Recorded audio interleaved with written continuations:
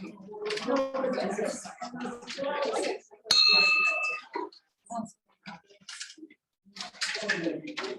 morning, everyone. Good morning, President Tim. Just wanted to start off by acknowledging that Innisfil is situated on treaty land that is steeped in rich Indigenous history. The Rotary Club of Innisfil acknowledges that this land is the traditional territories of the First Peoples of Turtle Island. It is shared between the Anishinaabe peoples of Hausile First Nation, Chippewas of Barama First Nation, and Chippewas of Georgina Island First Nation. And we thank them for generations of stewardship. This meeting place is still the home to many Indigenous people, and as settlers, we are grateful to have the opportunity to work on this land. The Rotary Club of Innisfil acknowledges the forced sacrifices that are the foundation of Canadian society today. We are dedicated to honoring Indigenous history and culture and committed to moving forward in the spirit of reconciliation and respect with all First Nations, Métis, and Inuit. We all rise, please, for the singing of Okanagan.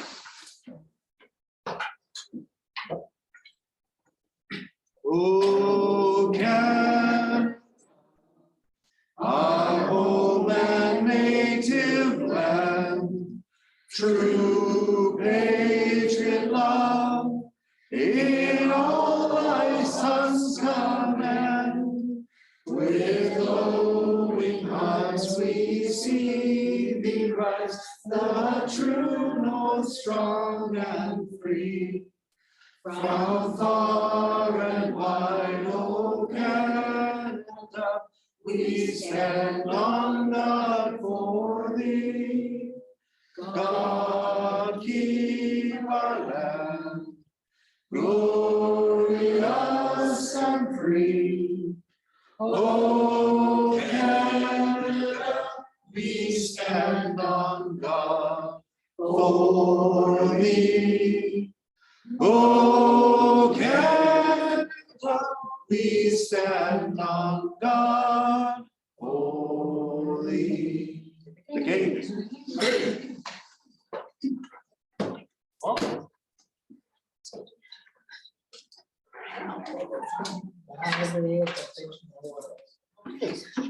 Hope everybody's been having a great week so far.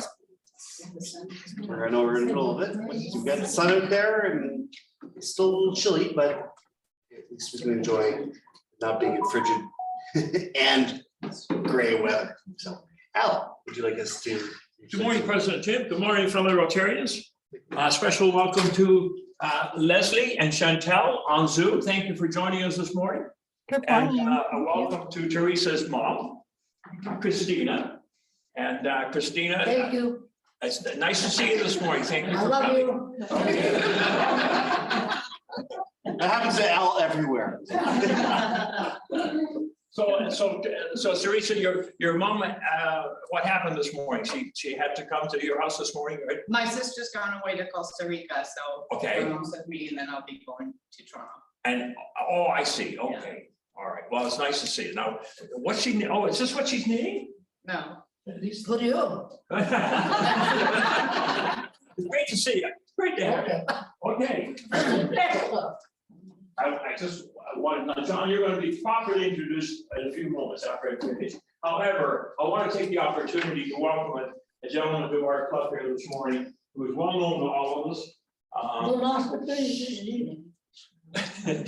And I think it's only fair to say that Innisfil has gone through probably one of the roughest times in its history in the last little while with what's happened in the world and then what happened right here in our town. And that we ever needed, it was right after Chief Fletcher, a former Rotarian here, had retired. And John was the over as an acting capacity. And it was just a tragedy that hit this town. And I don't think I've talked to anyone in this town who doesn't mention John's name when they talk about the tragedy. His leadership through it was absolutely amazing. And we're lucky to have this gentleman. Congratulations on your promotion. You used to come here as a staff sergeant, then you came as an inspector. And I know you used to mention to me, I like coming to Rotary. Sometimes I hear what's going on in the community. So you're always welcome here, John. Thank you. You have a lot of friends in the troop. Thank you. We're looking forward to hearing from you this morning. Thank you. And again, congratulations. Thank you very much. All right, so.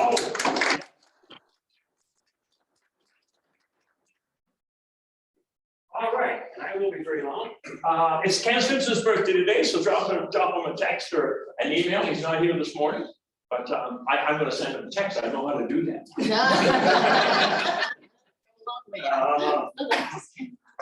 Anniversaries coming up on the 11th of this week, Saturday, is Ann and Bruce Smith, 45 years of marriage. And I'm not sure what. I don't know what Bruce is doing, but Ann is celebrating her wedding anniversary by jumping in the Frozen Lake Simcoe with me. And we're raising money for the South Campus, the new hospital in Innisfil. And to this date, Ann and I have raised between us $6,600. Which will be doubled by a very generous family in Innisfil who are doubling Maxie dollar for dollar. So Ann, we're hitting the big time here. We're up around 12 grand. I'm very grateful to everybody. Oh, yeah. So, I think it's more than 6,000 now, Al. yeah, well, it was 6,600. Yeah. And so, but the whole thing is it's raised over 8,000, which is going to be $16,000. So to everyone who's helped us, thank you so much. And those who haven't, they still have time. Yes. You still need. Yeah, how can we? If you guys just Google Keith Life Wild and you go to the Happening Now portion, you'll see the plunge event, and you can donate to anyone's individual page. You can donate straight to the event. So you'll see it all right there, but under Happening Now on our just Keith Life Wild website.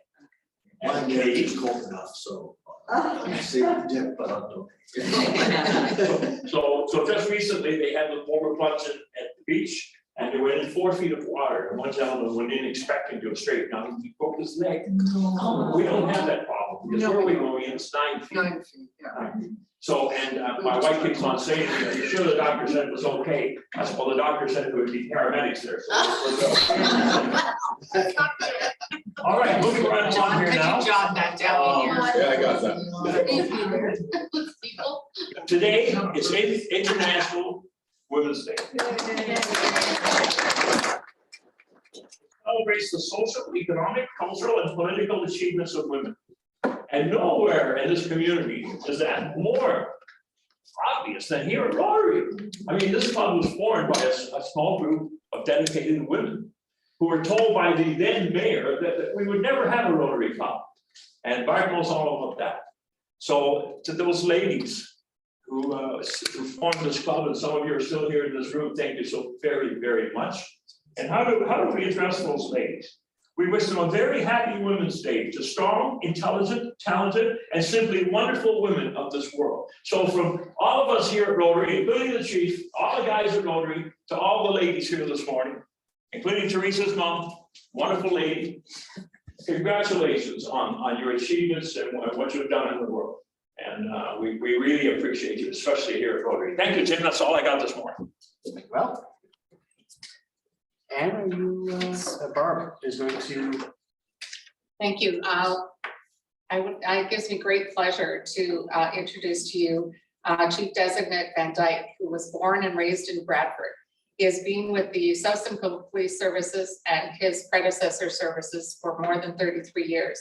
He has served in various areas, including patrol, courts, community service, and criminal investigation. He has served in every rank in the service and has been the acting chief since October 1st, 2022. He recently led his people through one of the darkest days of the service's existence, when Constable Morgan Russell and Constable Devin were murdered on October 11, 2022. Chief Designate Van Dyke is a graduate of Dalhousie University and Georgia College in Barrie. So please help me welcome Chief Van Dyke.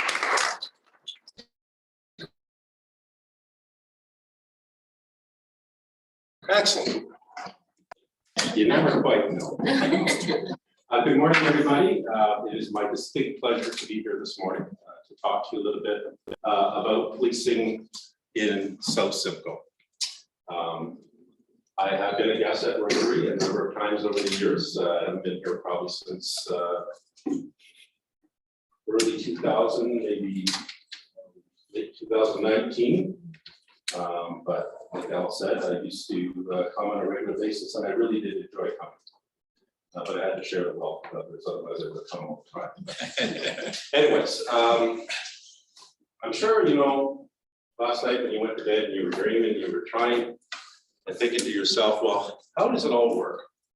How does policing work here in South Central? Anyways, my intent today is just to give you a very high level, I'm not going to get into the weeds, but a high level overview of how policing works here, how we're governed, our composition, a few stats about the amount of staff we have, our budget, just so that you have kind of a fulsome overview of South Central Police and how we work. Of course, at the end, I'll be happy to answer any questions that you have. So, how are we governed? So, as the chief of police, or I will be officially tomorrow, I do not report to municipal council. I report to a police services board. And that police services board is made up of the head of Bradford West Gwillimbury Council, the head of Innisfil Council, 2 appointees from the provincial government through the Ministry of the Solicitor General, and 1 municipal appointee. And that municipal appointee, it kind of rotates. So at one point, Bradford gets to appoint that municipal appointee, and then it moves over to Innisfil 3 years later, and they get to appoint a municipal appointee. Chief Van Dyke, that we know the municipal employee very well. It's Chris Garrity, Yes. the Rotarian, so Yes. the gentleman who visits us from time to time. Yeah, he's also chair of our board. Yeah, name to face. So I answer to the police services board. The police services board can only direct me as a whole. They cannot direct me individually. So one member of the board cannot direct me. I must take direction from the board as a whole. The board cannot direct the chief on operational matters. Why? Because they are not operational policing experts. And if there was, say, a big protest in our community, they cannot tell me how to police that protest, because that's when the politics gets involved. And when you get politics and policing involved, it's nothing but trouble. So we have a very, what the takeaway from this is we have a very, very excellent a method of governance in the province of Ontario, where our municipal, our councils still have input because both of our mayors sit on the board.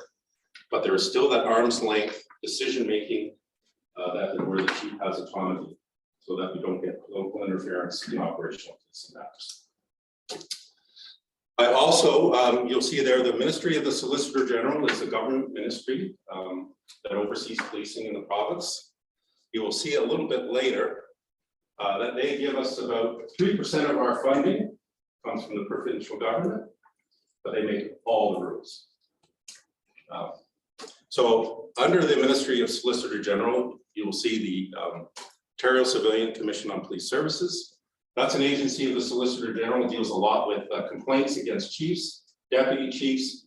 It hears appeals on officer discipline matters. If a service wants to disband and go to the OPP, it has to be approved by the Ontario Civilian Commission on Police Services. You've probably all heard of the Special Investigations Unit. They were involved heavily in this community when our officers were killed back in October because the suspect also died as a result. And their mandate is to investigate potential criminal offenses committed by police officers in the lawful execution of their duties, and where a member of the public either receives a injury, serious injury, dies, or there's the complaint that perhaps in the line of duty an officer committed a sexual assault on somebody. So that's their mandate. And then at the bottom, the OIPRD, that is the Office of the Independent Police Review Director, and they are responsible for all the complaints against police officers in the province of Ontario. The Police Services Act is the police officer's Bible, and that is a piece of provincial legislation which governs and lays out how policing happens in the province, how boards interact with the chief, the role of municipal council, all the things I just talked to you a little bit about. That act is from 1990. That's the year I started, 33 years ago. It's become quite old and outdated. In 2019, they wrote a new act, but because of COVID and whatever else, it's still sitting there. And we have been told that the new Community Safety and Policing Act, which is basically modernizing new police legislation, will come into effect in January of 2024. And it will likely have things on there that you might have heard about in the news before, like the power of the chief to suspend officers without pay, which we don't have right now, that we've been lobbying for a long time. So there'll be some modernization and changes coming in January of next year. Next slide, please. Okay, so in that Police Officers Bible, the Police Services Act, it governs how policing needs to happen. And it also provides direction to municipalities. And it tells municipalities that every municipality in the province shall provide adequate and effective police services in accordance with its needs. Now that's a pretty big and broad statement. What is adequate and effective? What are your needs? So then it goes a little deeper, and it spells out that adequate and effective police services must include at a minimum law enforcement, emergency response, assistance to victims of crime, public order maintenance, and crime prevention. But that's still pretty broad. And it, there's a lot packed into that. So next slide, please.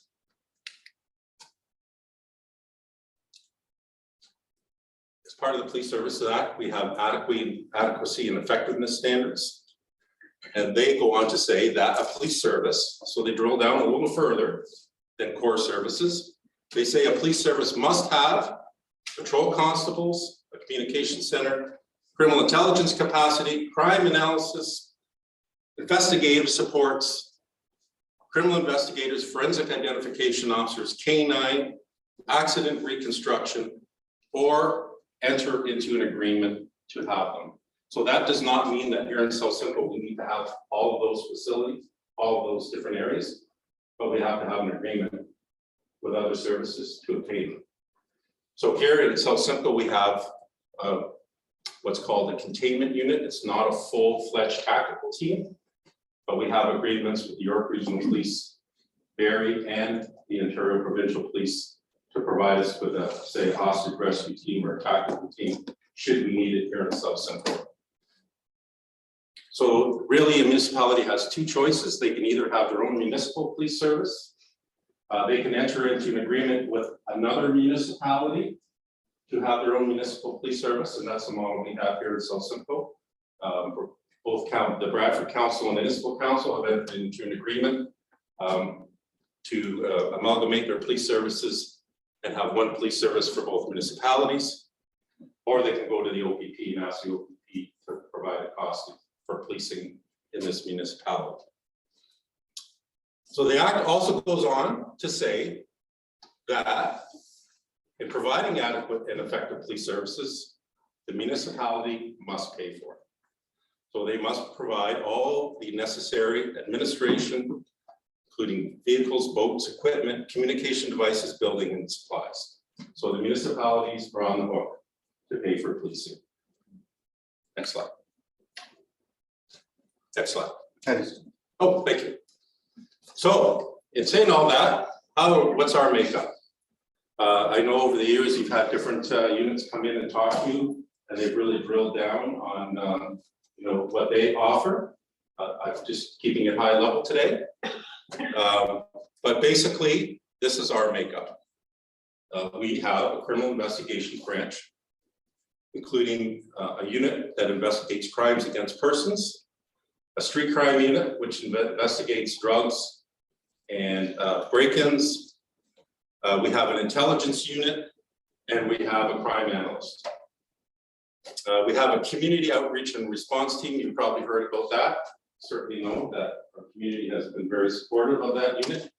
That stands for COAST, and that is an agreement that we have with CMHA Barrie and York Support Services Network, where a specially trained police officer and a mental health worker work together to deal with mental health calls in our community with the intent of diverting them from being apprehended and going to the emergency room, trying to get them supports within the community. And if they do go into crisis and they have to go to hospital and they are admitted because they have mental health issues, we follow up with them afterwards. Because in the old days, like when I was on the road, we would just apprehend somebody, take them to the hospital, we were done with it. 2 weeks later, we saw them again. 2 weeks later after that, we saw them again. And it just repeated and repeated and repeated ourselves. So now what we do is afterwards, we proactively follow up with people that have been apprehended. We help them access the services they need in the community to deal with their mental health issues. We encourage them to take their medication if they're on medication. And, you know, to some extent, we even try to develop relationships with them with the intent of keeping them well and keeping them out of hospital. Because it's a huge drain on police resources if we have to make an apprehension. It's 2 or 3 officers, depending on their level of violence, sometimes more. And we often have to sit at the hospital for many, many hours. The average wait time, the average is over 2 hours per apprehension, which takes 2 or 3 officers off the road. So it's a big concern operation for us. We have a community mobilization and engagement unit. We obviously have uniform patrol. That is where the majority of our resources, our policing resources are situated. We have an emergency response unit, which I talked about, which is a containment team. And we have agreement with other services for hostage rescue. We have a K9, we have a dog here, we have schools. We have a couple officers that work in forensic identification. That's our version of CSI, which you've heard of on TV. And no, it's nothing like that. Training is a big part of what we do. Under the Act, the chief must provide training to officers. They must have the knowledge, skills, and ability to do the job. We have a training unit. We have auxiliary police officers and volunteers that help us with parades and special events. Auxiliary officers also get to ride around in the cruiser with the officers. We have traffic and marine unit here. We have 6 constables and a sergeant in our traffic and marine unit. We do police 35 kilometers of shoreline from the border of the city of Barrie and Kempenfelt Bay, right down into Cooks Bay, down the Holland River to Bridge Street in Bradford. We are mandated by the Solicitor General to police our waterways. We have to have a marine unit or enter an agreement with another service. We have a courts unit and we have a communications dispatch center that works out of Bradford. And then of course we have our administration, executives, which is where I fall under. We have HR, finance, and corporate communications. Plus we have an agreement with Victim Services of Simcoe County because one of our core services is we must offer assistance to victims of crime. That is a core service under the Act. So we have an agreement with Victim Services of Simcoe County, and they do a lot of our work with victims. Make sure that they're supported, that they can access resources in the community, and help them navigate through the court system if they are a witness to a crime and have to testify in court. Next. Okay, so our budget. So in 2022, the combined population of both of our municipalities is 88,000 people. Our municipalities are growing, they are growing fast. Between 2016 and 2021, the combined population of Bradford and Innisfil grew by almost 15,000 people. To put that in perspective, that is a town almost the size of Midland, Ontario in 5 years. So because of that, the service must grow as well. And you will see that our approved budget for 2023 that's been approved by the board and by both municipal councils is now over $23.5 million. Our capital budget, which pays for things like cars, radio equipment, radars, all the equipment that we use and need on a regular basis, a lot of big technology items like servers, for this year is just over $1 million. So combined, we're almost at $25 million for our two, and that's split between our two communities. Our 2023 authorized strength is 104 sworn police officers, 50 full-time civilian members, and we have 10 part-time members, mostly in our communication center and in our court system, because we need to make sure we have minimum staffing in our communication center at all time.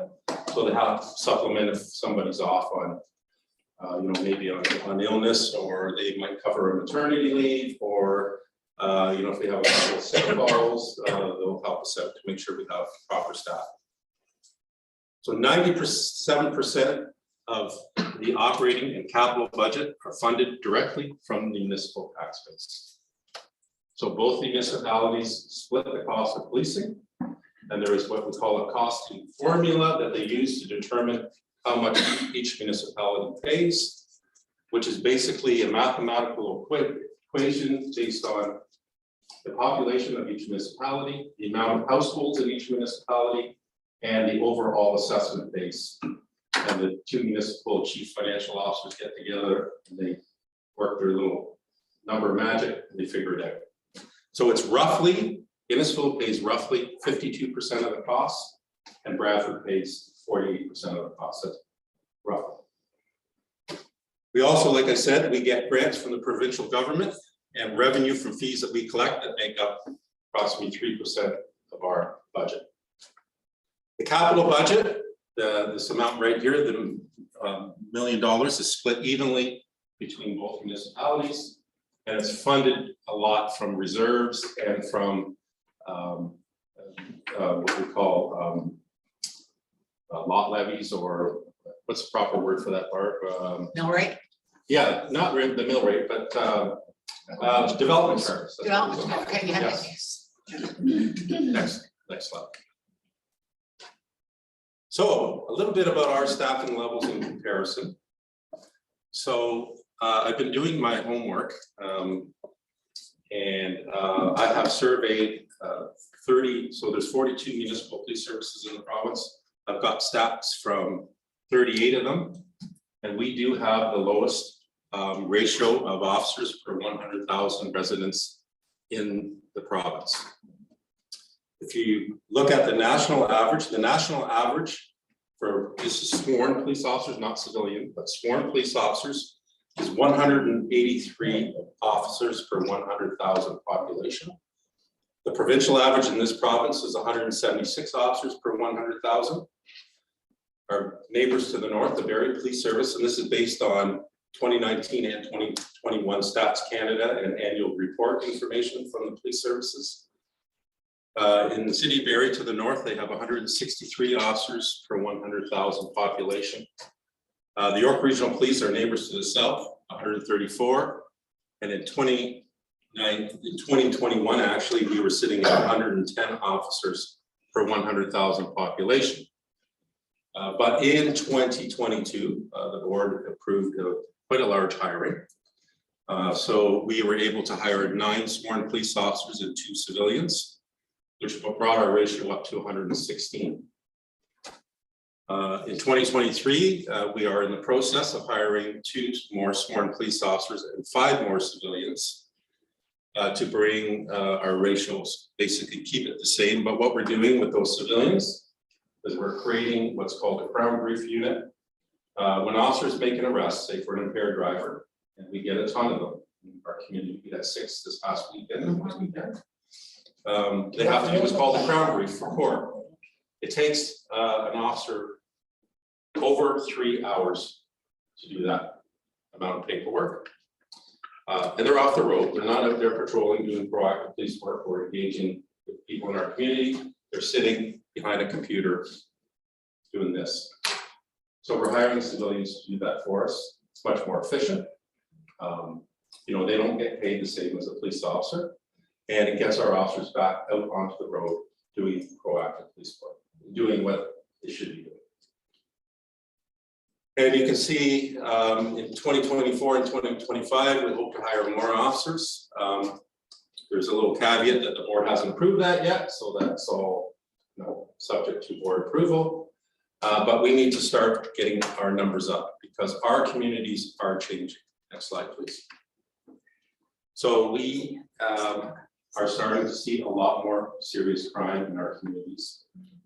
Just last week, we had a very violent home invasion up in Big Point. We had 4 murders last year, 2 here in Innisfil. Both of our police officers were murdered. We had 2 murders in Bradford last year.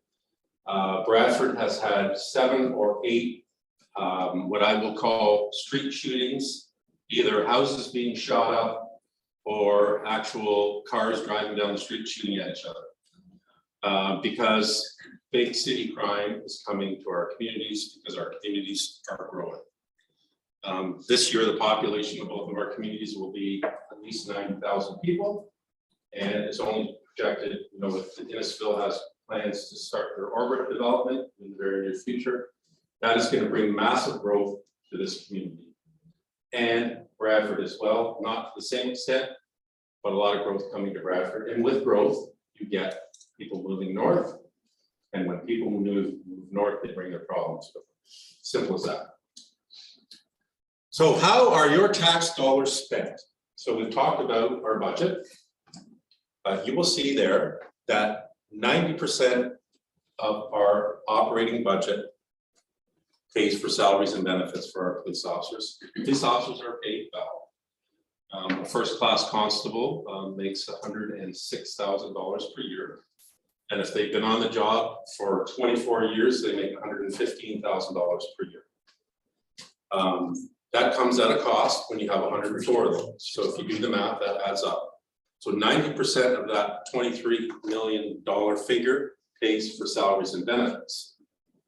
So when council says, or the board says, you got to cut your budget, you can see that it's going to come from here. It's going to impact staff. And you've probably all heard about it on the news over the years. The chiefs will say, well, if you make me cut my budget, I've got to get rid of staff. And that's why. Because that number is 90% of the budget. And we have to provide clothing and equipment for our officers. We just have to. I have to train my officers. It's right in provincial legislation that my officers must have the knowledge, skills, and abilities to do the job. So a criminal investigator needs about 7 or 8 training courses to the tune of over $20,000 in order to get up to speed. Traffic investigators and actually collision reconstructionists, the same. I can't have sergeants out there supervising people if I don't train them how to be sergeants. Otherwise, mistakes get made. So I have to provide staff development. I have to have a fleet of cars. How else are we going to get the calls? They take gas. They take insurance. And our insurance bill this year, man, it went through the roof. Our insurance bill for our police service is $700,000 per year. Of that, $23 million. It went up $150,000. Not only ours, the towns, everywhere. So our fleet, our facilities, we got to have facilities, and they cost money to heat, hydro, and technology. In order to be efficient, we are using technology to our advantage. Now, maybe we could cut there, but everything is going to be paper-based. And technology is expensive. And the other thing about police technology, it's all proprietary-based. So the records management system that I use is built for police services. There's not that many in Canada. There's only one. Less than 100. So that stuff is expensive because it's not sold like Microsoft. So those products cost a lot of money. So we spend just over 4% of our budget on technology. And when you knock 3% for revenue off the top, again, the province gives us about 2%. And then we raise about 1% of our budget through revenue that we sell accident reconstruction reports, we charge for criminal records checks, stuff like that. So when you add it all into the mix, you can see that the vast majority of our budget pays for salaries and benefits for officers. Next slide.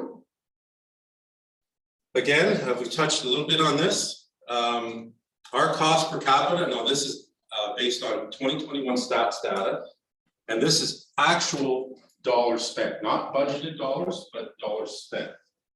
So either under budget or over budget. In the last number of years, we've been quite under budget. because we're having a hard time filling staffing positions, because since George Floyd, the younger generation have decided we're all bad and they don't want to be police officers anymore. And I say that jokingly, but it's a huge problem. That something can happen in another country where policing is, we are so different than what happens in the United States. It's not, you can't even compare. We look the same, we wear the same uniform, the cars look the same, but how policing happens in this country is so different and respectfully, so much better. If you're in the United States and you are in a small municipality and you're elected as the sheriff of that municipality, so you're elected, you're not appointed, you're elected. So you're elected by the people, you answer directly to the city manager, and you can bring your own cronies with you, because that's how it works. And then that sheriff goes out, the new sheriff comes in, wipes the board clean, brings all his cronies in, and that's why we have problems in the United States, big policing problems. So anyways, our cost per capita, $269 per person to police our municipalities. You can see our neighbors to the north are more than $120 per capita higher. And our neighbors to the south are over $50 higher, and that's based on 2021 numbers. Again, our police per population ratio, obviously, we have a lot less officers, our costs are going to be down. But our crime severity index is not as high as it is in the city of Barrie. The city of Barrie has a lot of problems. If you've ever driven downtown, you will know that. And then our York Regional Police were pretty close. Our crime severity index is going to go up. We're just starting to see a lot more serious crime in our communities. But we are headed for an uptick. Next slide. So, calls for service. So you can see, dating back to 2017, we were running 27,000 calls per year. Our highest, 29,500 calls per year in 2019. And then you can see the bottom fell out of it here in 2020, 2021, 2022, largely to do with the impact of COVID. There was nobody on our roads anymore. People were at home. Not to say they weren't misbehaving at home, but they weren't misbehaving in bars and places like that. Again, in 2020, last year, 2022, our calls were down. Now, we did start the year under lockdown, if people remember, or almost lockdown. It was lifted in May. But the problem we had last year was staff. We just didn't have officers. And that was because we had a huge amount of officers retire. We are also losing officers to the OPP. The reason we're losing officers to the OPP is because of that 110 number. Our officers here have to work very, very hard. They make about the same money as the OPP, but they can go up north and work a lot less than they do here. So we're losing officers to the OPP. We've tried to stem the tide on that. Hopefully this year will be much better. We've only lost one this year. But in 2020, 2021, 2022, we lost 15 or 16 officers to other services, mostly to the OPP. But what's happening here now is we used to have people come down from North Bay and Timmins because they wanted to work down here. Not anymore. They're going up there. Because as a young officer, you can go up there and you can buy a house on a lake for $700,000 or $800,000, and you can't buy a shaft here for that. So they're going up there. They make the same money up there. So we're losing officers to the north. We have been hiring like crazy. We have a big recruiting class on the go right now.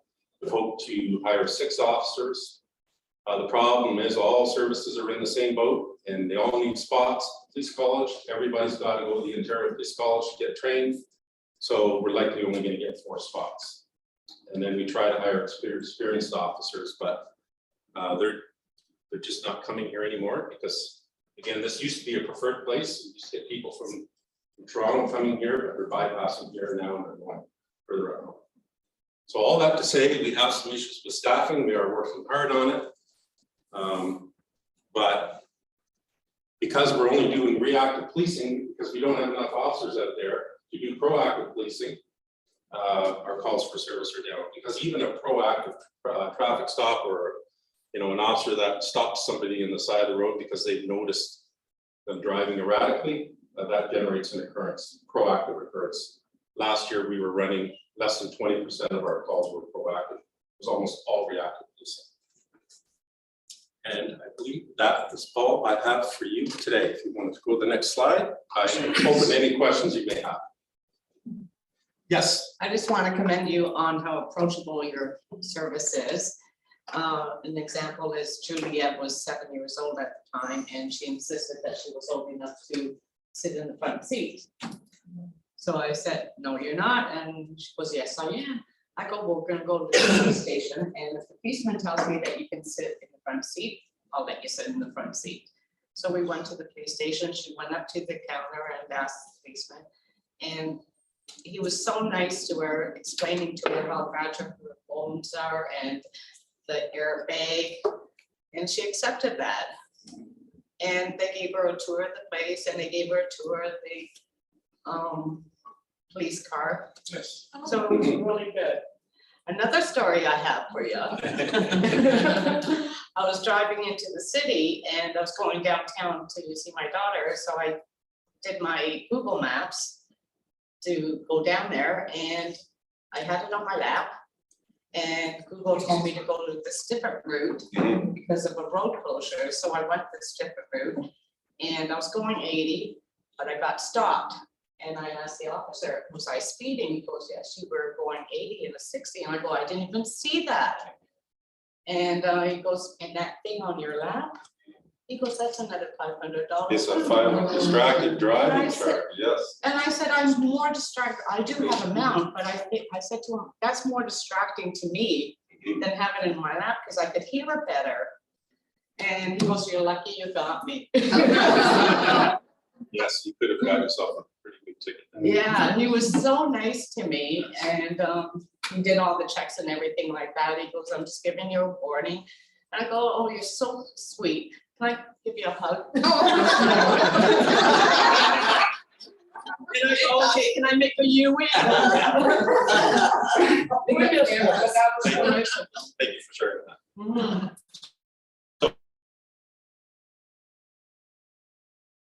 My philosophy is chief. I'm going to look after my people. If I look after my people, they are going to look after my community. If I look after my community, they are going to look after my people. That is my philosophy as chief. I'll say this, for two entirely different reasons. I've dealt with 5 of your officers in the last 2 weeks. All of them friendly, professional, helpful. One is I work for a construction company. They need some video footage. We're struggling to get it to, because our system's so antiquated, but they've been patient, friendly, and another was an incident that I had to report. All of them great. And just a comment on what you were saying about the George Floyd impact. I'm sure that your recruiting people are going this approach, but it's unfortunate that young people have forgotten that freedom does require policing. If you're not safe, you're not free, but that's not how we view it now because of the media. It's partially that. It's also, I think, it's a new generation that was raised differently. They don't like to work shift work. They don't like to work weekends. They don't like to work hard. They don't like to work nights, and I'm not trying. I don't want to sign for new generation. No, They do it's fine. a lot. Well, I'm hiring right now and it's But- not easy. The other thing is they're looking for other ways to make money. You know, they all are on TikTok and YouTube. You see people making all kinds of money on YouTube, and they go, I want to do that. Right? Why would I go work on Christmas Eve with my family? And this is what we're up against. I'm not slamming the new generation, but this is what we see. And all industries are up against it. Not Yeah, just, yeah. Why would you work in the public eye with all the cameras and one wrong move? or It's drive not, ahead? policing is not an easy job. It's a great job. It can be very rewarding, but Yeah. Even I've heard criminals say they wouldn't want your job. You know, without using bad language, it can really kick the crap out of it. Yeah. So John, I'm gonna base my comments on 38 years of policing, okay? Yeah. So you mentioned the salaries. Yeah. So I joined the police department in 1967. My salary for the whole year was $6,000.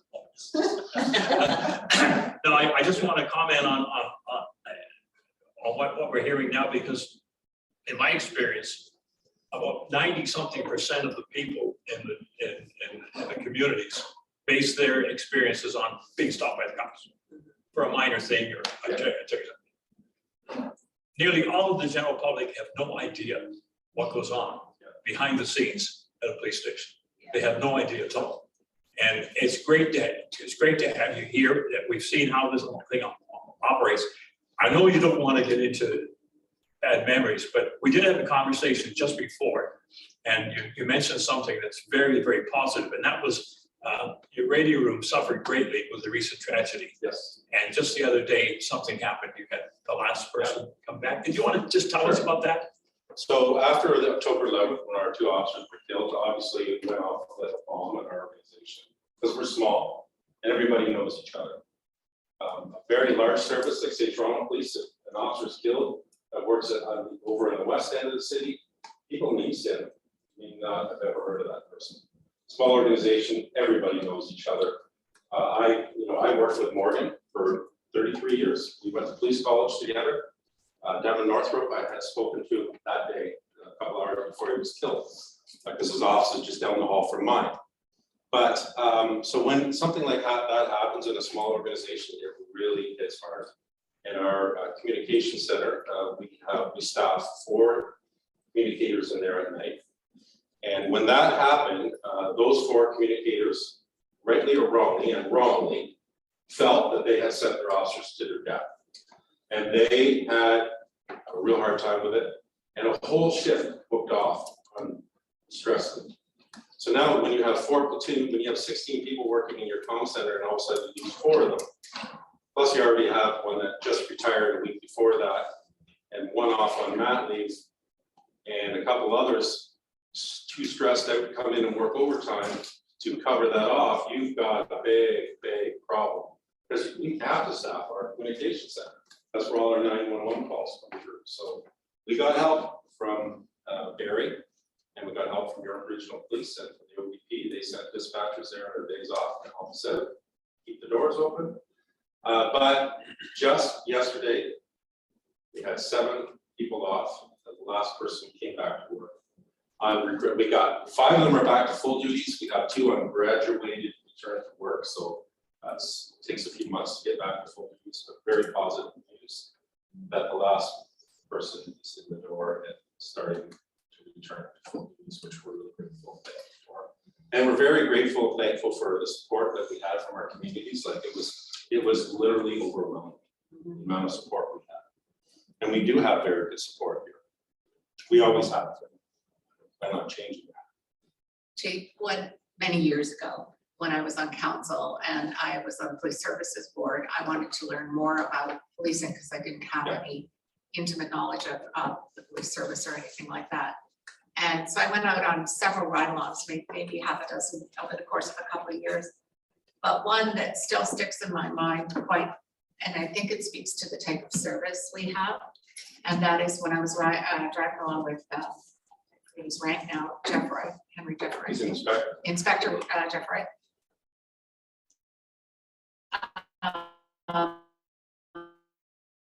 He was a young officer, like maybe the 10th or 11th coming back.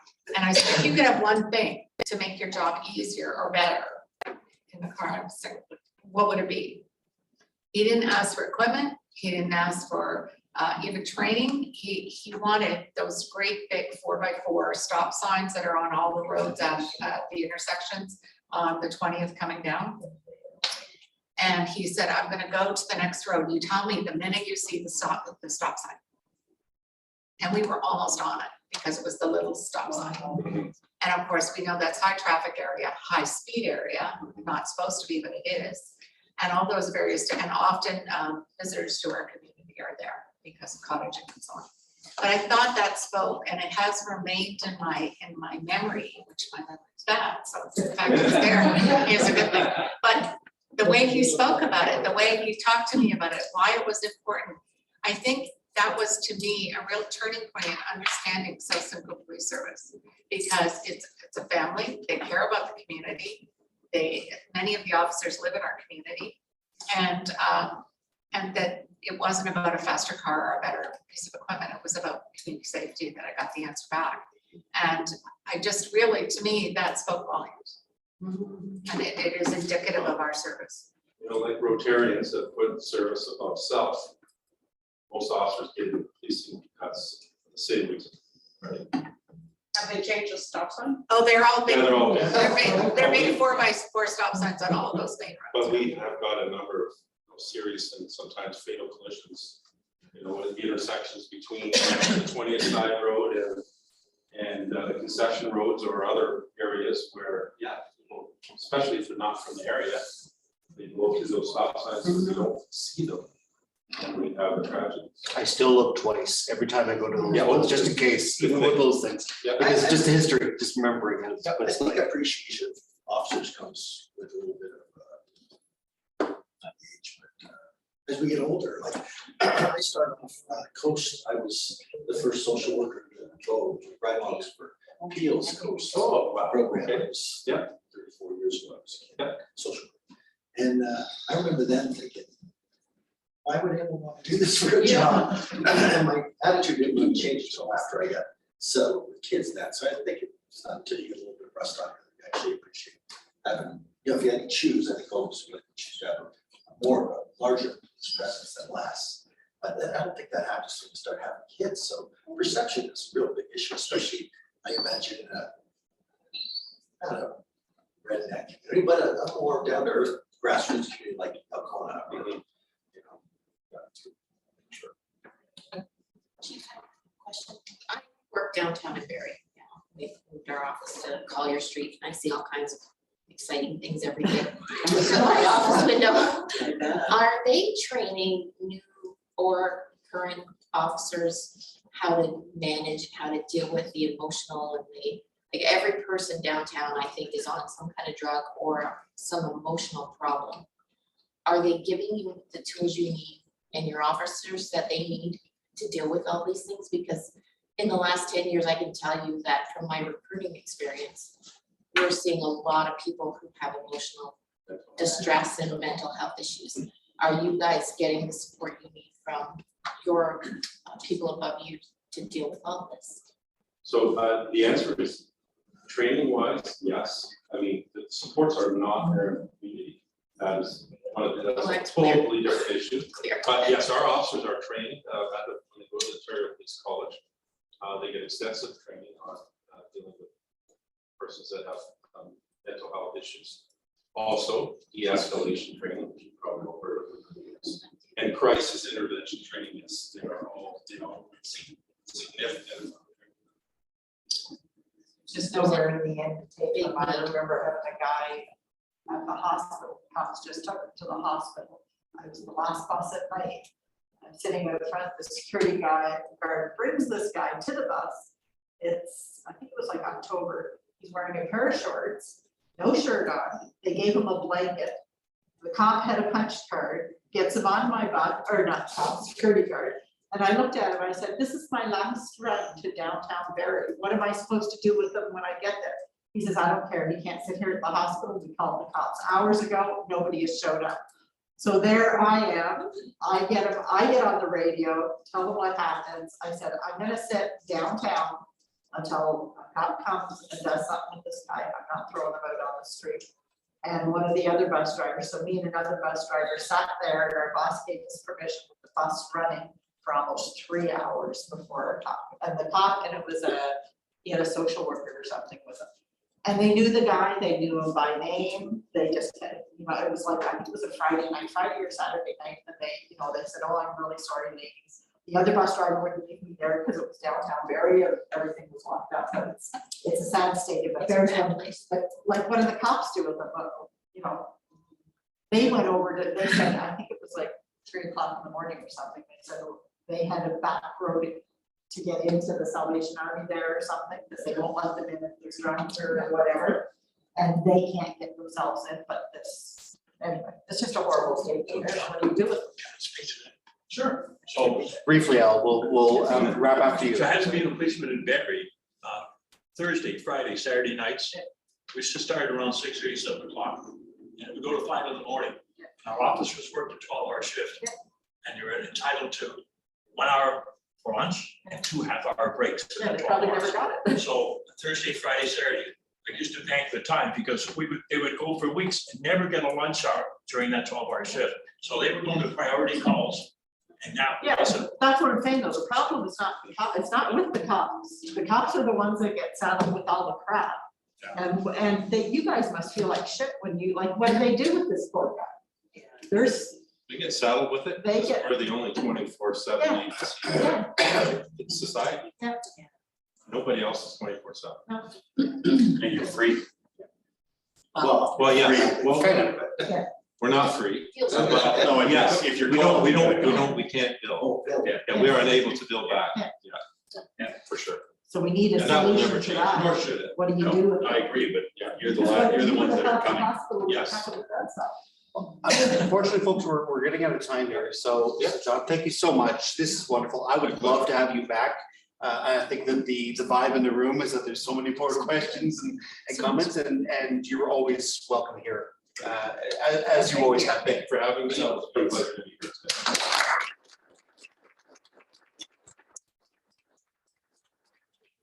4 minutes.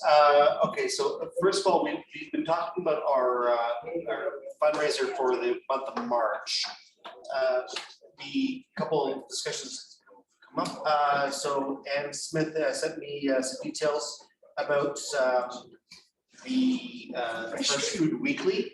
So they're not actually looking specifically for financial donations, looking for volunteers. So they have some of an event on April 5th to pack all the Easter baskets and things like that. So 200 meals they want to pack.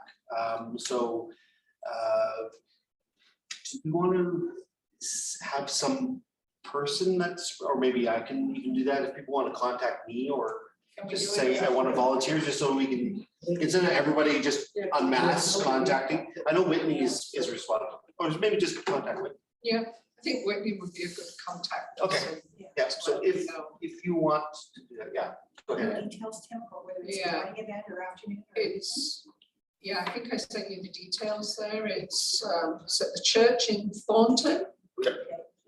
And I think, did I provide? I don't think so, no, and I think you just, I'll go through and see, I think you just sent me that. Yeah, we'll send it out. We'll get it, I'll Yeah. confirm with Whitney as to the time, and I'll get Whitney to send a note out to people. Okay, excellent. We have another request also for volunteers from Rotary. They have their St. Patty's Day event coming up. They're looking for some volunteers for next weekend. So Nicole's request specifically, we have 3-hour shifts from 4 p.m. to 1 a.m. Really? To 1 a.m.? Okay. We're responsible for all the tier now. Oh, I see. Okay. She's stuck in, she's stuck in. So if anybody is interested in doing that, I noticed that Nicole's email is wrong. She spelled it wrong, so that's not gonna work. Is there a way that if people contact you, you can get it passed, because you're still a member of Rotary, right? Yeah. So can you take that? That's sure. Okay. You can contact Dave if you're interested in being involved with that one. If you are attending as a guest, do not sign up to No, we volunteer. won't. We will not. Okay. And also, I was at the Clarny Beach Public School yesterday to do the reading of the Apple books, finally. Try to get into the other schools, but just to echo some of the comments you're making, when I was talking to the principal, Carolyn, she said that the kids this year have been the worst statistically that she's seen probably in her entire policing year. Teaching and principal year. It's partly, could be because of COVID. that they lost that connection, and two, it's TikTok and things like that. They're all echoing off these different challenges. So I'm sure, Java, you're seeing this kind of stuff, that people just do stupid things. Right next door here. Yeah. Community Square. Yes, the vandalism. Vandalizing the bathrooms. Yeah. Because it's a TikTok challenge. And they arrested and charged 6 youths about 2 weeks ago. So those are really things that Putting holes in the drywall parents about. and grandparents. social media. And they're having problems here in the library too. Yeah. So there's a lot that's going out there. So when people say, oh, blame the police or blame this, blame this, like, no, blame society, and we really need to work together. Yeah. You know, it's crazy. It's just crazy to think that this kind of stuff is happening. Janet, we're out of time. Do you have anything for the recording? Just very quickly, the Rotary weekend is coming up in a month's time. This is where the president-elects and secretary-elects go, but also our members can also go. There's some really great sessions. I'm actually doing training on 2 sessions in regards to Blood Runner and Rotary. So when it goes out, please sign up for it. You book the day, book the weekend, whatever it is. However, there is going to be a major thing happening. Some of you already may know this, that all through the federal government, CRA, we have to change our letters of not-for-profit. And we're having every organization in Canada has to do this. So they've got about a year to do it. So we have to do our incorporation papers. We have to change our bylaws on our things that we had first done when we first started up as a charter. So that all has to be looked at. There's going to be somebody there talking about this so that we get to know more information about it. And it's good for any organization. So it's there's a form called Clio that you can actually download and check and start working with that. So that's something. Sorry, could you give us the dates again? It will be the weekend of 13th of April. In North Bay. Thanks, Janet. President Tim, just want to remind everybody that next week is a critical meeting for all our members to attend. It's when we elect all our chairs and future leaders for the 2023-24 Rotary year. So it's really important that people be here in case we have to do some runoff elections. And there will be breakfast provided. So there's an incentive to be here. And by breakfast, I don't mean eggs and bacon and stuff like that. No. Like muffins or something. Yeah, continental breakfast. 50-50 draw. Okay, I like it.